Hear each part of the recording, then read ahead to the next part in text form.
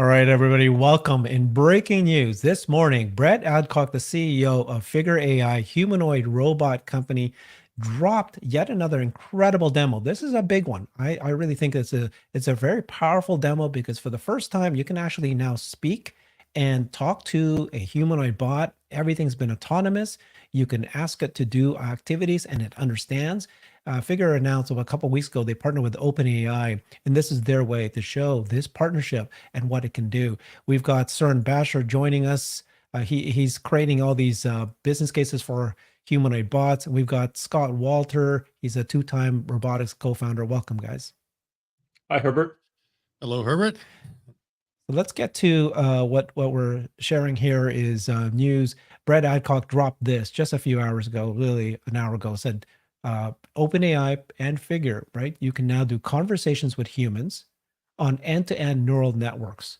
OpenAI is providing the visual reasoning and language understanding, and then Figure's neural networks are delivering fast, low-level, dexterous robot actions. So let's go and watch this, and we'll explain.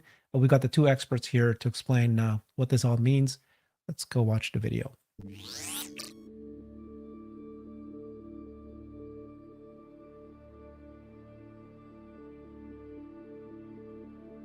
Hey, Figure One, what do you see right now? I see a red apple on a plate in the center of the table, a drying rack with cups and a plate, and you standing nearby with your hand on the table. Great, can I have something to eat? Sure thing.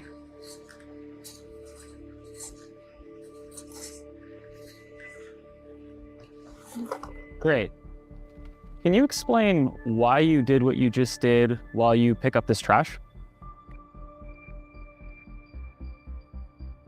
On it. So I gave you the apple because it's the only edible item I could provide you with from the table.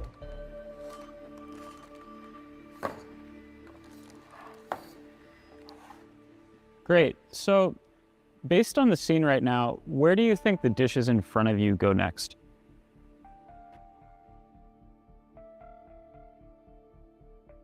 The dishes on the table, like that plate and cup, are likely to go into the drying rack next. Great. Can you put them there? Of course.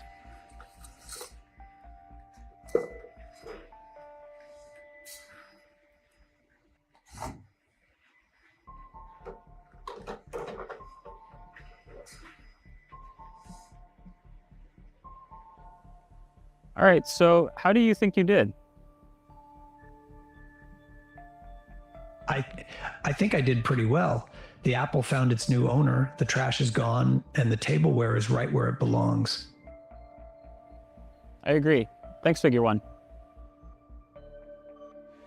You're welcome. If there's anything else you need help with, just let me know.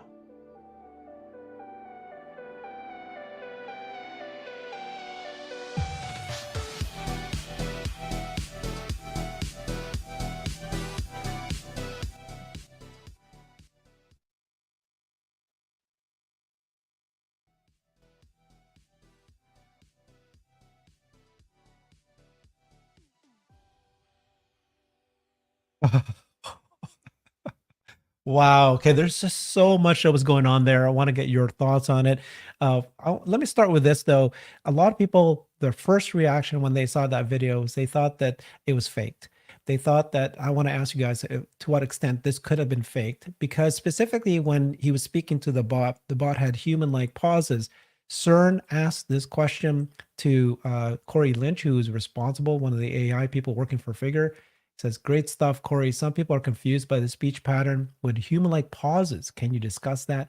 And then Corey said, this is fully synthesized speech output by neural network. OpenAI is incredible. So, okay, let's hear from you, Scott. What do you think's happening here? Well, I'm speechless, even if Figure One isn't now. And I have to ask you, I mean, it's like that was the first time I've seen it. I had a very busy morning. All I've heard about it. And so I waited till now to see it for the first time. So this is my real hot take on it. The first thing is that, are we allowed to use curse words? Because that was just, That's remarkable. And there's so much to unpack there. I think the first thing that impressed me is that we talked about how slow the figure bot was previously, and we saw from Sanctuary that they were able to move around really quick. I had to look at it a couple of times to make sure, like, is that real time? And it's real time. That motion is human speed motion, no doubt about it. The verbal pauses didn't bother me because whenever I type something into Chat GPT anyways, it takes a little while for it to respond. So a question was asked, and then there's that response that you would expect takes a little while. I'd like to know where they got the voice from. I'm trying to say, whose voice is that? It sounds familiar, but I'm not sure whose it is. This is absolutely incredible because the speed is unbelievable. Looking at the two hands manipulating together to be able to do everything. And as we learn more about how this was trained, it's remarkable. So even if it was, and I don't think it was telerobotically. I think somewhere in that thread they said it's not telerobotic. It's done through demonstration training. Even if it was, and that's being played back autonomously, the speed is remarkable. It's getting close to what we want to be able to see. The next thing it's going to be to see is how quickly he's able to walk. But there's a lot to unpack. CERN, what are your thoughts? Yeah, my thoughts were purely on a non-technical level. I actually found that I had an emotional reaction to this video. Mm. It was so smooth and so impressive that we're witnessing the development of something we've never seen before. And I think it's just starting to sink in, even for us that are living this day to day and talking about this all the time, to actually see this in the form that it is today and operate the way that it did is stunning. And yet we've all expected it. We all know this is coming. Well, we have been talking about that this is coming. And the speed, I think, that Figure's team has progressed is impressive. The capabilities, the smoothness of the bot is impressive. There's so many different things about this that is just remarkable.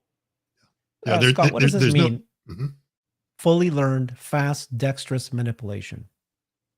Yeah, so it looks like it's probably from the training data. They've gone through and they've given it plenty of examples of how to do this, and you'll see how fast it is. It doesn't pause in the middle of doing something. It's just fluidly going from one step to the next and what it has to do. I mean, and it probably got that because it studied human behavior enough on how you would actually pick up the apple and put it over the other hand to do that. So I'm sure they did a lot of demonstrations of that, of picking up an object and handing it to the human. And of course, OpenAI has got plenty of examples where it can describe a scene like that. So in many ways, it was like, well, I'm not surprised because we know that these chatbots can do it. Now we've got the integration into a robot to be able to do it, which does make it really quite remarkable and quite impressive. And I agree with CERN that there was kind of this emotional, visceral reaction because if you think about it, the past 10 days have been kind of quiet. It's like, we haven't really been hearing about anything, and I've been kind of waiting for the other shoe to drop. That's like, I just have a feeling that there's something coming up here that we're about to see. And yesterday we did see Covariant drop something showing how they're able to now start training industrial robots. And I thought that was like really impressive that they're now using AI to do the industrial bots.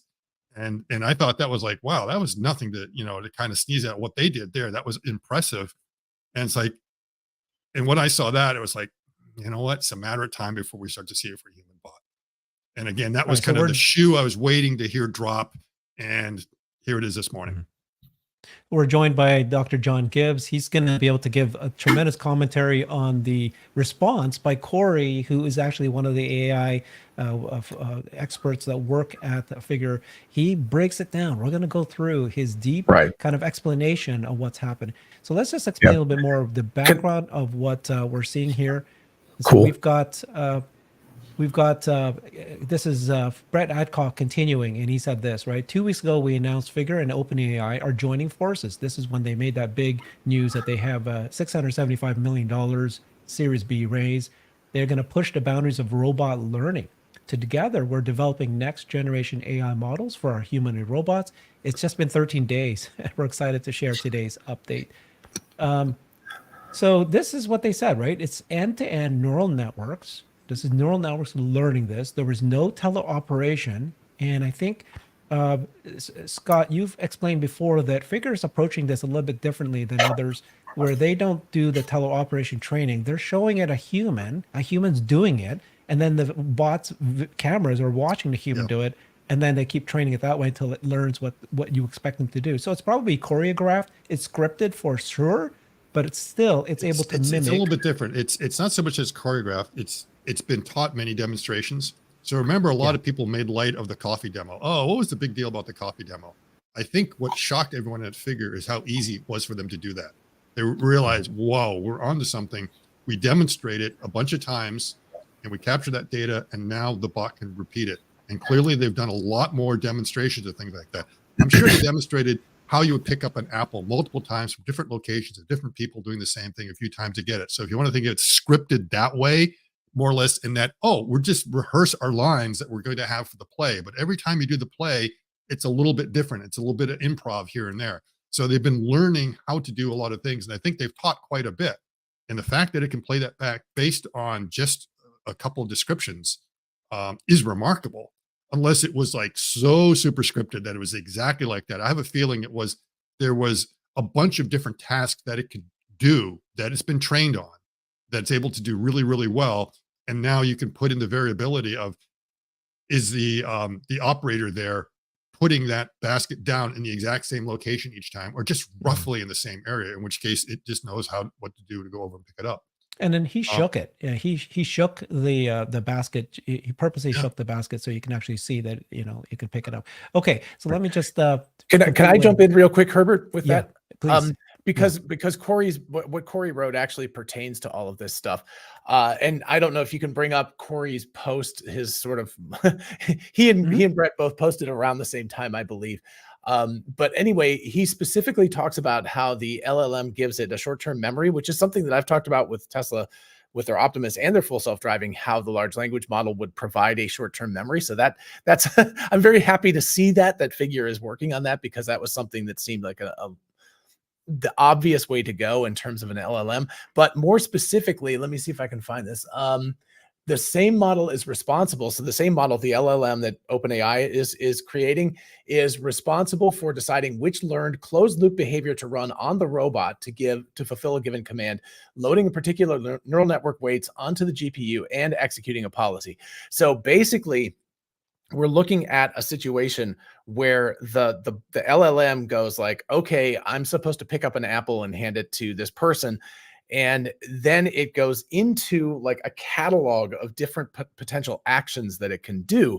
And that's kind of what Scott was talking about. But essentially what it's doing is it's a dictionary lookup. It's like, okay, I need to break this down into the moving of the arm, the picking up of the apple, the raising up of the apple, the dropping of the apple. I thought the dropping of the apple into his hand was really interesting. It didn't carefully place it. It was just like, whoop, and it just dropped it because it understood that it was going to fall into his hand, which was pretty remarkable.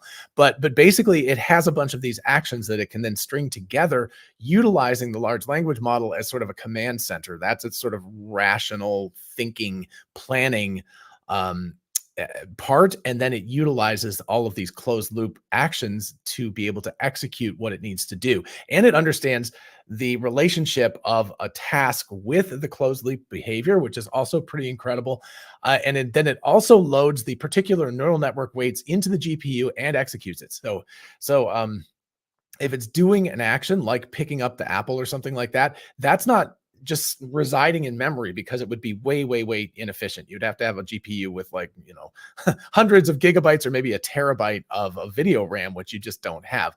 And so what they've got instead is it's interactively loading up what it needs to in the GPU as it needs it to be able to perform these actions. And that is also incredibly cool. So Herbert, I don't know if you can show that picture. It's like the one that he posted. I think it's his first response. It has OpenAI model and neural network policies and whole body controller. There's that particular image that was in his first, that one right there.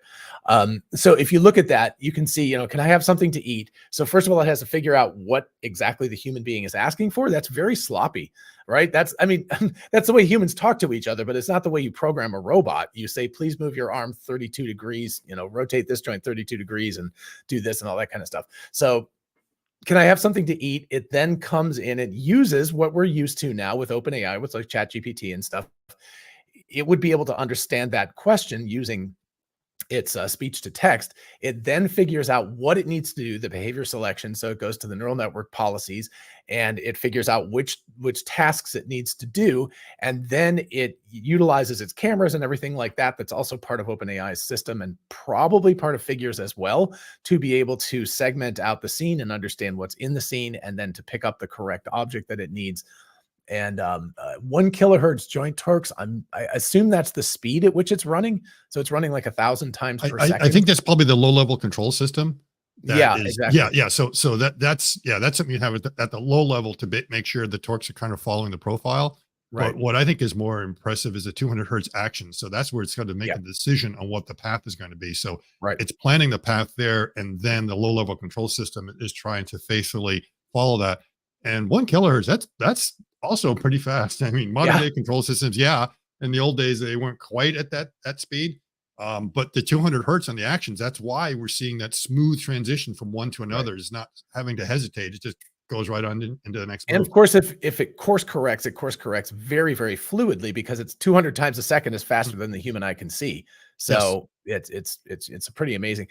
One thing I noticed, a lot of people, I am fairly firmly convinced that the OpenAI, the ChatGPT, it's just using a ChatGPT API interface, because you can see there's a little like thought bubble and a little cloud going on its face while it's processing that. And that is very, very, if you have ChatGPT on your phone, it's acting almost identically to that. You get that 2 to 3 second delay, and then you get a fairly quick response where it actually types out the answers.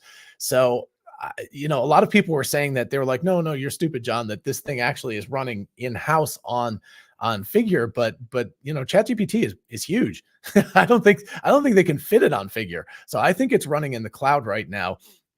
Now, eventually they'll probably get a quantized, smaller version that can run on board on the robot itself.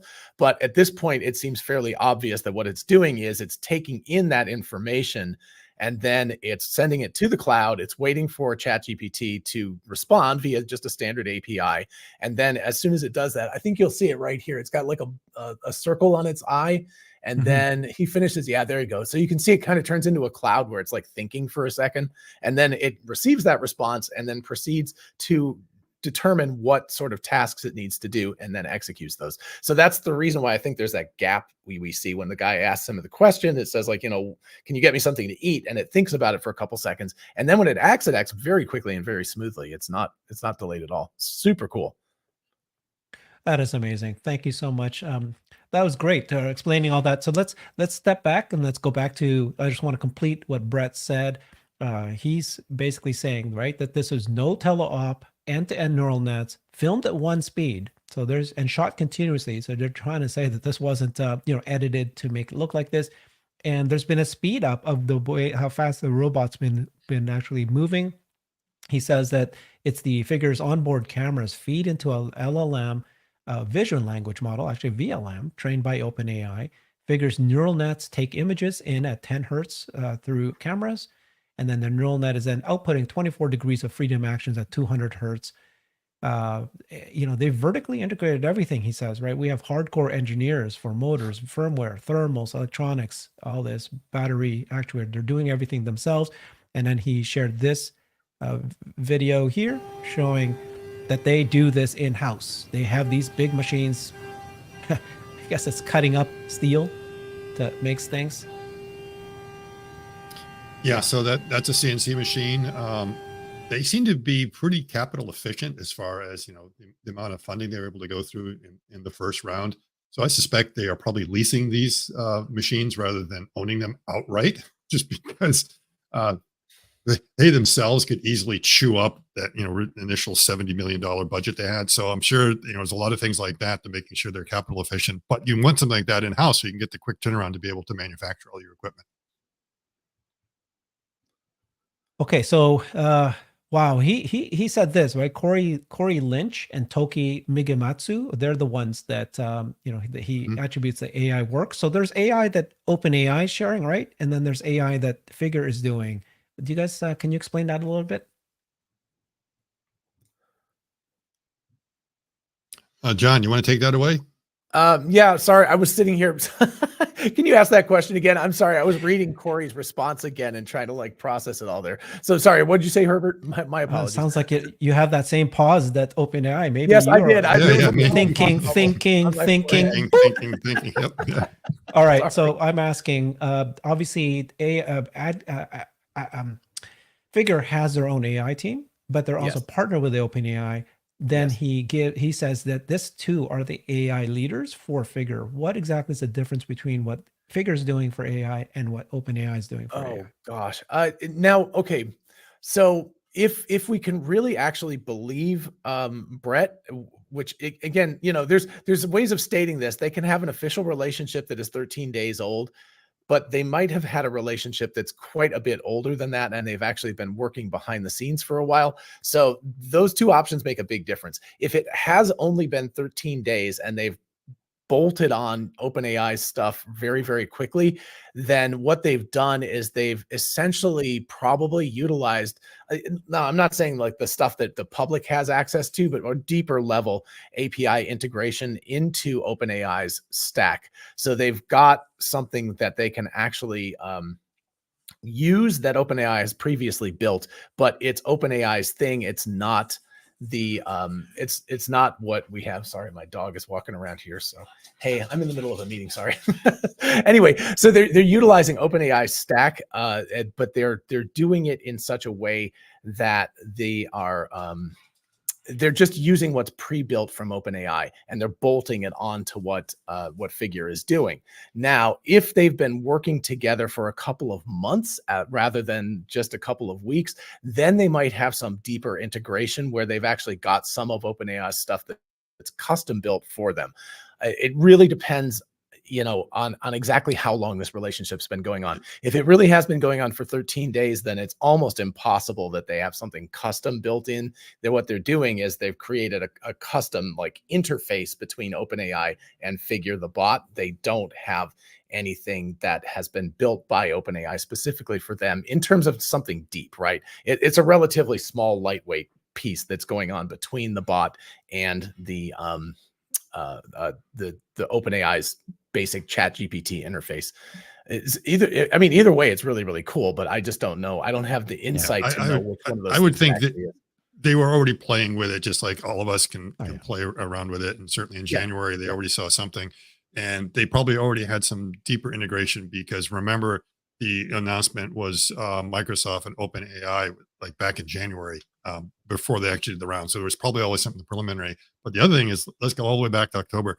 The week before Sam Altman was fired, remember they had the conference where they're talking about the developer conference, and in there, Right. like the API and everything, and a lot of people thought the announcement of that took the board kind of by surprise. What? Wait a minute. You're allowing people to get that kind of deep integration into our models. So maybe they're already taking advantage of that kind of API to begin working on it. So I'm sure there was groundwork they have already done. And just in the past 13 days, they were probably really able to accelerate it and officially, pedal to the metal at that point to be able to get these kind of results. Because 13 days ago, we saw a slow moving bot, remember? And part of it I thought was like, it was slow to make a decision on what to do. It's like, oh, now I got to do this. Now I got to do that. Its motion wasn't very smooth. And, dramatic speed up. And I think the dramatic speed up is two things. One is their action system is chaining these activities together to get that nice, smooth, fluid movement, because it's not thinking about one step. It's doing this, 3 or 4 chess moves ahead. And they may have done something to improve the actual speeds of the motor torques and everything else. So here This it was seems 13 days ago. Very Yes, slow. really hesitant. This is like, we're just kind of come up here and grab this and grab that. Yeah, it takes a while to make the decision.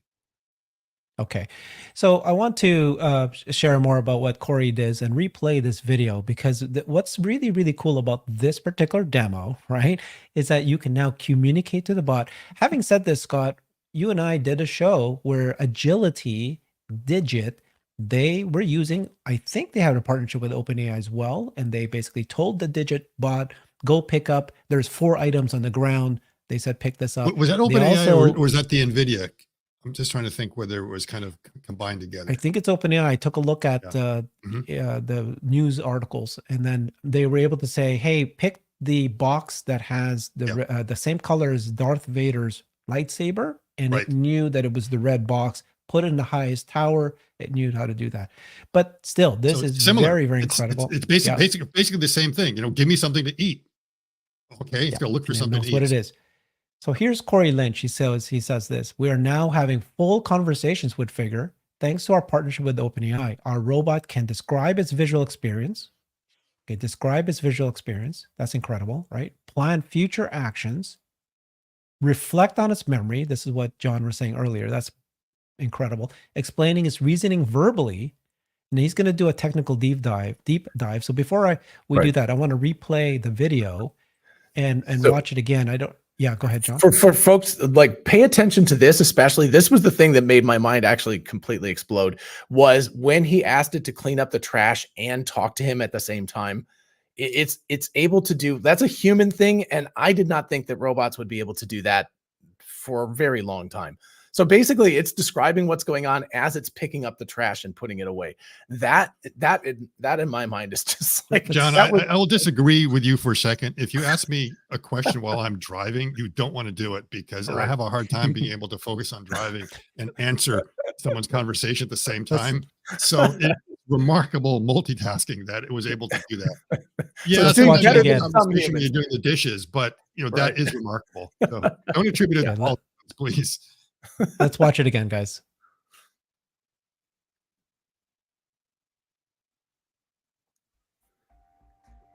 Sorry.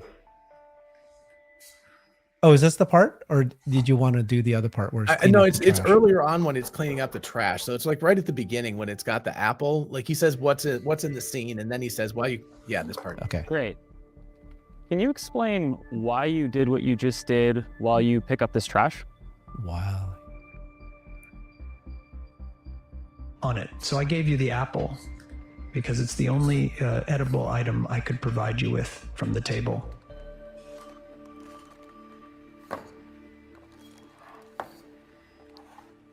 Great. So That's cool. based on the scene right now, where do you think the dishes in front of you go next?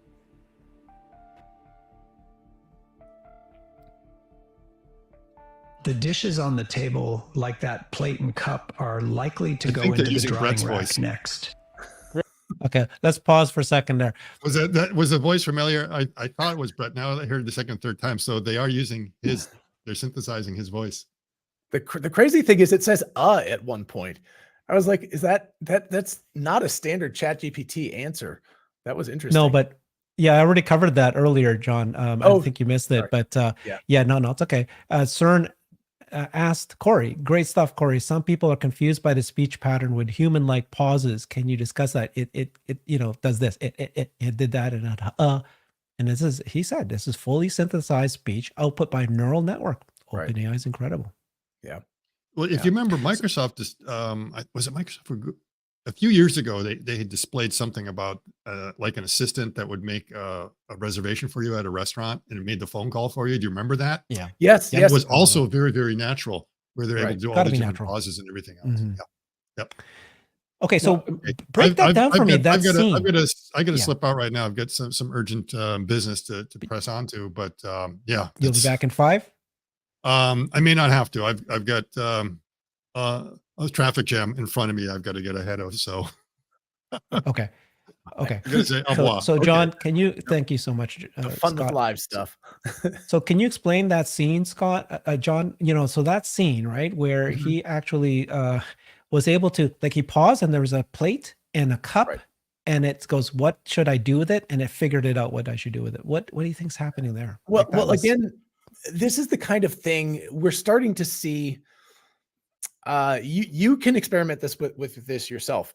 People out there in the universe, you can feed a picture of a dish drainer with some dishes next to it. Just if you can get a picture of that, you can go into your kitchen and take a picture. You can upload that to ChatGPT and ask it, please describe the scene and say, what would you do next to clean up the kitchen or something like that? And ChatGPT will give you the answer. I'm pretty sure. I've never done this particular experiment, but it's multimodal now. It's able to read pictures, and obviously this is able to read video, but it's able to understand the scene and tell you what it would do. But of course, it's disembodied. It doesn't have an ability to do that. So all it could be would, like, if you pick up the dish and put it in the drainer and pick up the glass, then you'll, clean it up.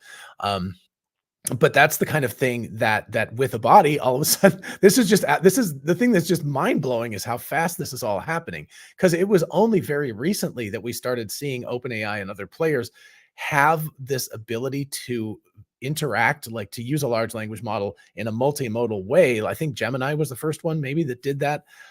Maybe not. Geez, I don't even remember. It's happening so quickly. But basically, it's like you've got modalities. You've got language modality. You've got audio modality. You've got still image modality. You've got video image modality. Eventually, we'll have touch modality. Things like that.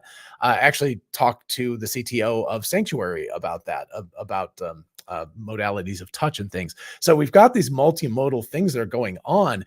It's just the fact that it's able to actually act on that and perform the actions that the GPT is actually telling it that it should do.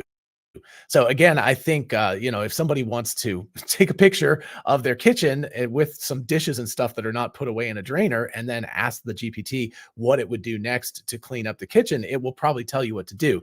The cool part is that it's then able to integrate that into an incredibly smooth motion with this embodied robot that is moving much, much more quickly and more fluidly than it was even, was that just 2 weeks ago? I think it was February 20th. So maybe not quite a month ago, but that was running at 1/6 human speed. Now that was walking, but still we're seeing incredible advancements.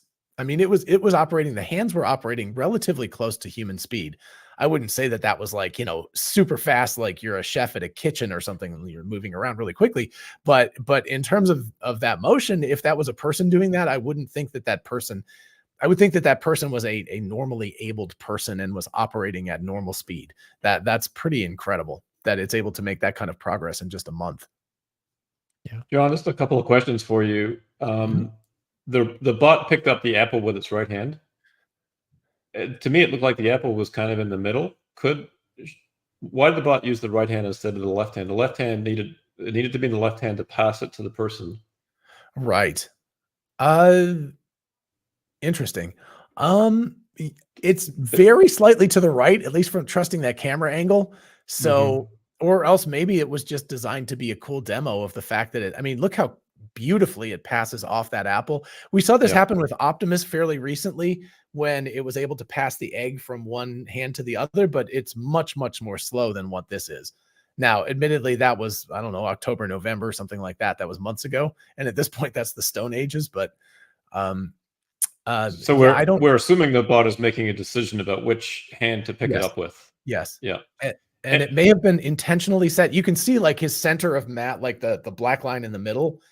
It's just slightly to the right of it. So it would, I assume, go with picking it up with its right hand. And maybe the cup was in the way too. Maybe it decided that the cup was a potential collision object, so it didn't want to bump it over. So John, let me explain this. Okay, Corey says this, right? Corey said this. We feed images from the robot's cameras and transcribe text from speech captured by the microphones on the bot. So the bot's looking at a scene, and then they sending that images, and it's listening to the microphone. So and then whatever you're saying, it transcribes it, sends it to a large multimodal model trained by OpenAI that understands both images and text. The model processes the entire history of the conversation, including past images, to come up with language responses, which are spoken back to the human via text and speech. The same model is responsible for deciding which learned closed-loop behavior to run on the robot to fulfill a given command, loading particular neural network weights onto the GPU and executing a policy. So does it actually recognize the scene and it knows that that's an apple, that's a plate, that's a bot? Or did they train it? Like did they send, this is apples, this is that, or this is the apple, this is on the same scene? No, this was work. This is all leveraging work. This is what I'm talking about. This leverages the work that OpenAI did.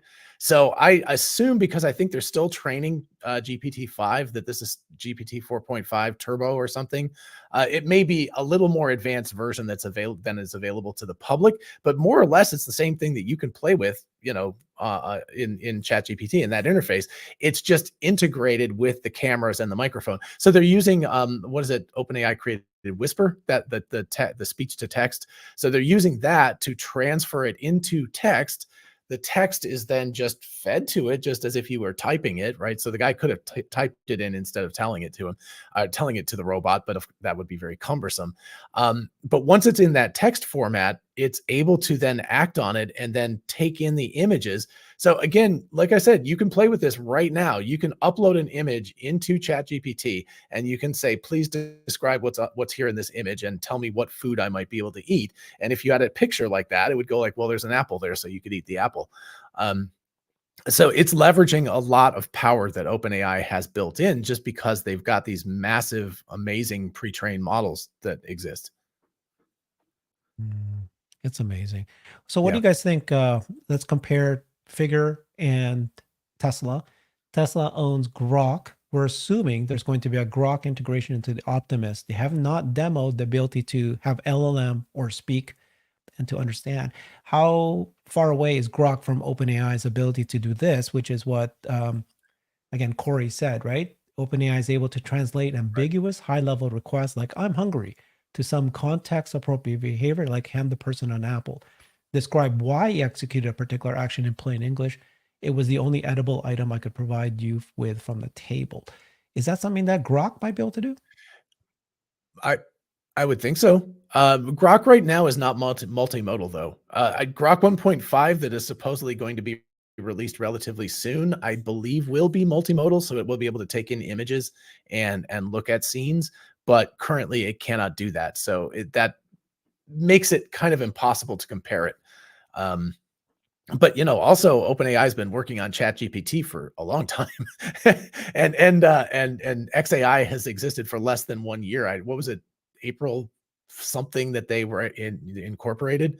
So they're playing catch up here clearly.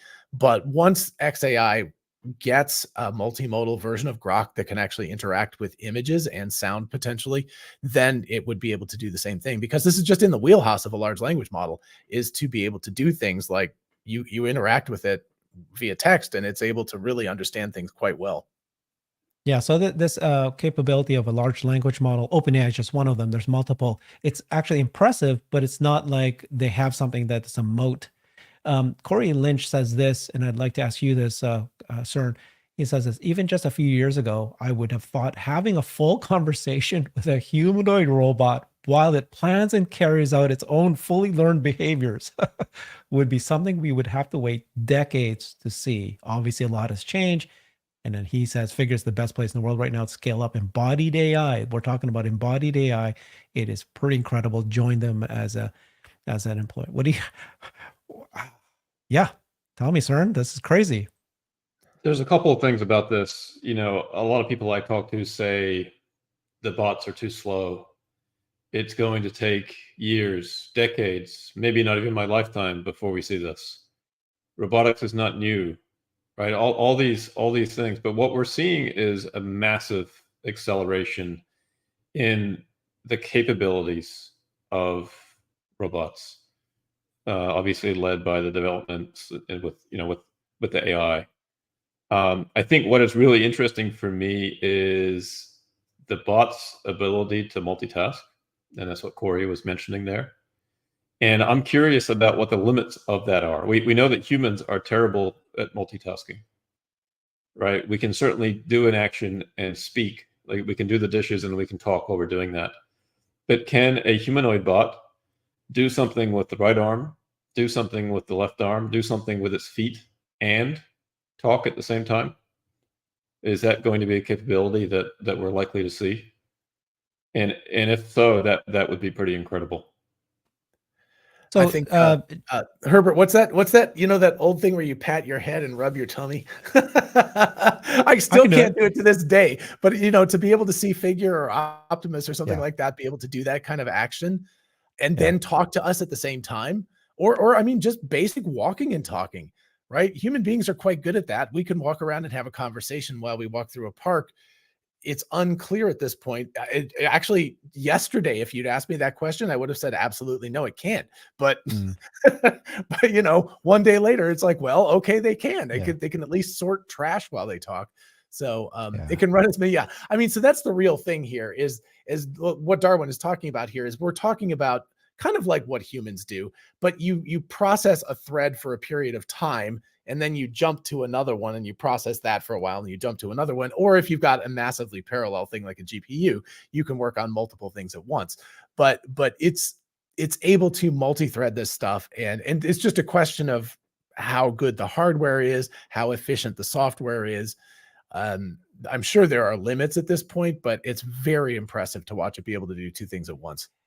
Okay, I'm going to push really cool. back a little bit because when I read this, read this part right here, right? So this is Corey. He goes with a pre-trained model analyzing the conversation's image and text history. Figure 1 quickly forms and carries out a plan. Place the cup on a drying rack, place the plate on a drying rack. But it's a pre-trained model, John. No. Maybe OpenAI is pre-trained. That's what they're saying. Yeah. Okay, So maybe he goes, a yeah. large pre-trained model that understands conversation history gives figure 1 a powerful short-term memory. Right. Can you put them there? What does them refer to and where is there? Answering correctly requires the ability to reflect on memory. So you're saying the pre-trained model, they're referring to OpenAI, not that they trained it on this task though, right? So they had a video of humans doing the task. Probably. Yeah. So it maybe Two they said, separate- this two is the separate plate. things. This Two is the separate things. glass. This Yeah. is the apple. And so then it becomes like, oh, okay, and that's the item. It didn't need to necessarily figure it out on its own, right?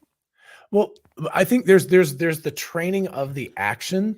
So how to actually grasp an object, how to pick up something, drop something, all of those kinds of actions. That's a dictionary of actions that they had to train it to do. And I think that's one of the things Corey was talking about. But then separate from that is the ability to create a plan.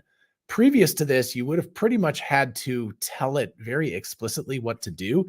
And now, and maybe that was the thing with the Keurig, was that they were like, oh crap, it just figured it out from videos. But now it doesn't even need a video anymore. Like before, you could see a human being picking up the apple and handing it to somebody else. It's like, okay, I get it. Now it's like, please pick up the food object and hand it to me. Or it, I mean, because remember, it's got the conversation. So it's got this context window. So it's able to look back in the conversation and go, what is it referring to? Oh, apple. And then it knows that, and then it picks that up and it hands it to you. So it's a really cool like blending of two different things. There's the robot training and there's the LLM training, and the two of them are meeting, which all of us have been predicting for quite a while. It's just shocking when it actually happens. It's like, holy crap, there it is. It's actually working. It's pretty amazing. So we have a number of people join the live stream. I'm going to go ahead and play this video all from its beginning to the end. Let's watch it and keep an eye out for anything else that you think is interesting. I have to go because I have another meeting, but it was lovely to see you guys. Thank you so much for having me on. So I'll see you. Thanks. Bye-bye. Thanks, John.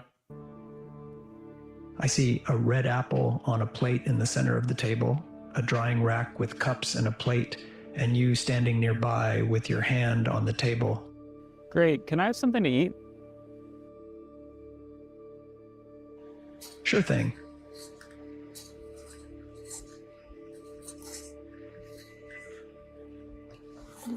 Great. Can you explain why you did what you just did while you pick up this trash? On it. So I gave you the apple because it's the only edible item I could provide you with from the table.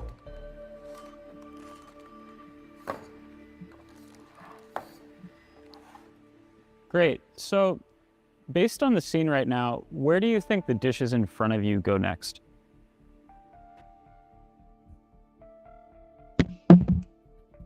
The dishes on the table, like that plate and cup, are likely to go into the drying rack next. Great. Can you put them there? Of course.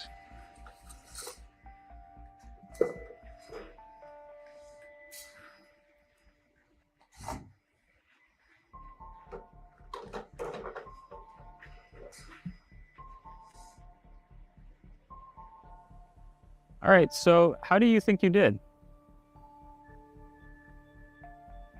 I think I did pretty well. The apple found its new owner, the trash is gone, and the tableware is right where it belongs. I agree. Thanks, Figure One. You're welcome. If there's anything else you need help with, just let me know.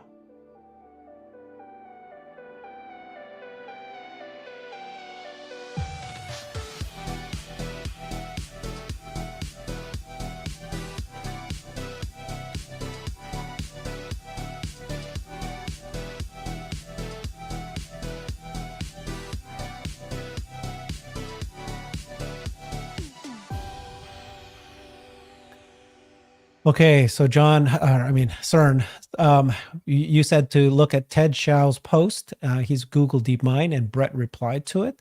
So let's go take a look at that. I'm going to see if I can pull that up now. This is all happening in this is all happening in real time, guys. Yeah, That's just unbelievable. while you're doing that, just let me say this. I think, for me, when I look at this, we are witnessing in front of our very eyes the development of a new form of labor. Right? This, I think it's hard to overstate how profound this is going to be. As humans, we've never had this before. It's always been human labor. It's always been machines that have been programmed to do precisely what they need to do.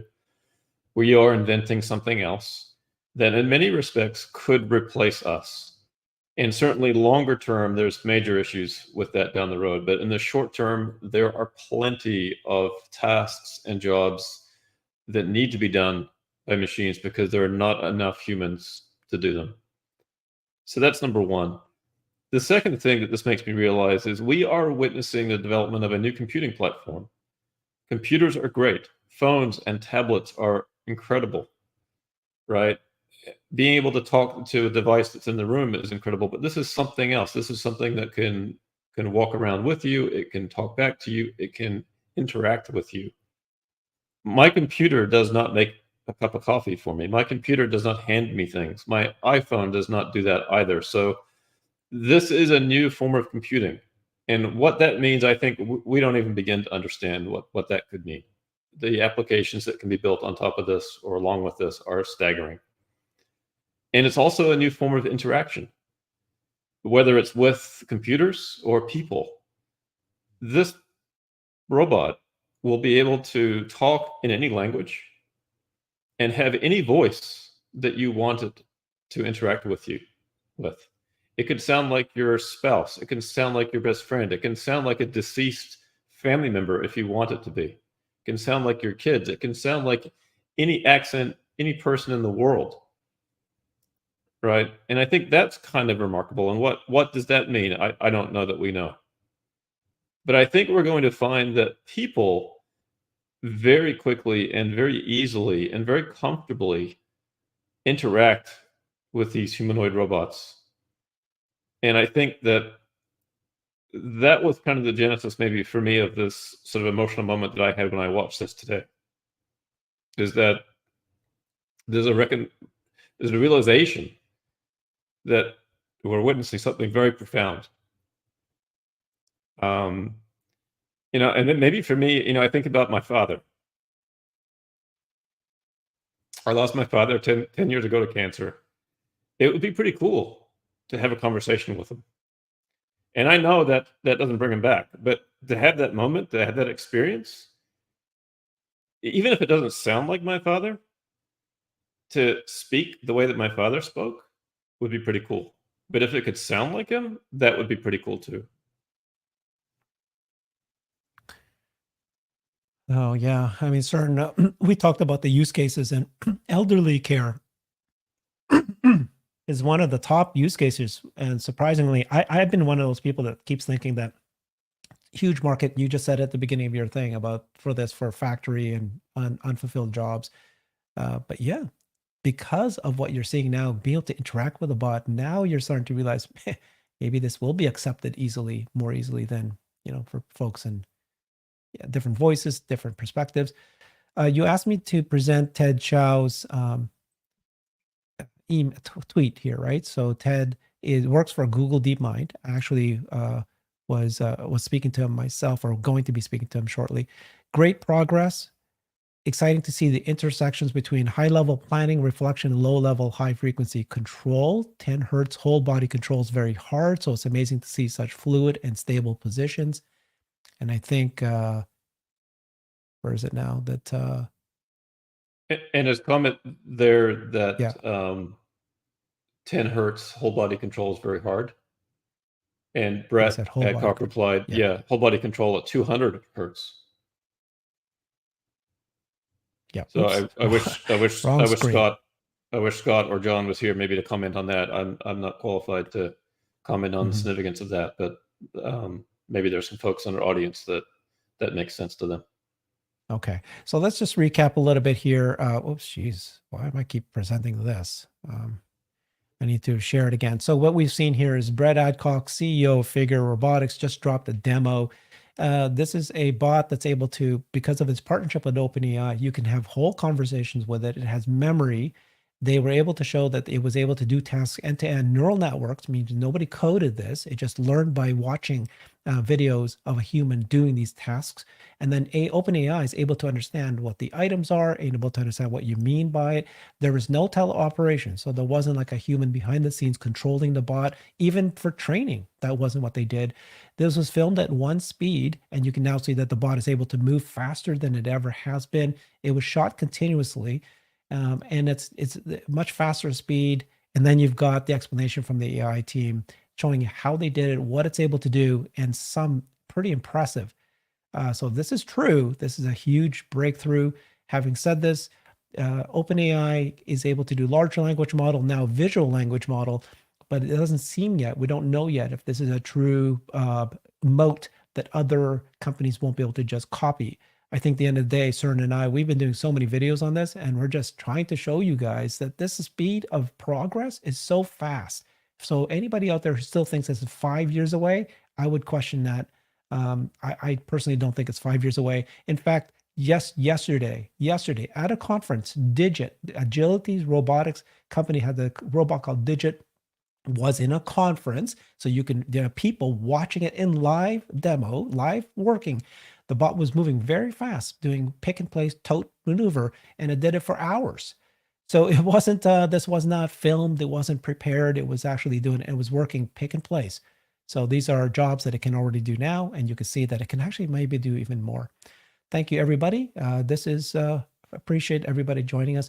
CERN and I, along with Scott Walter and CERN Basher, we formed a company called Human Bots, and we are here to help any company. If you own a business or know somebody who wants to have a business case about humanoid bots as well as human scale bots, we know all of the intelligent agents. We know if they can be effective in doing some useful work for your company.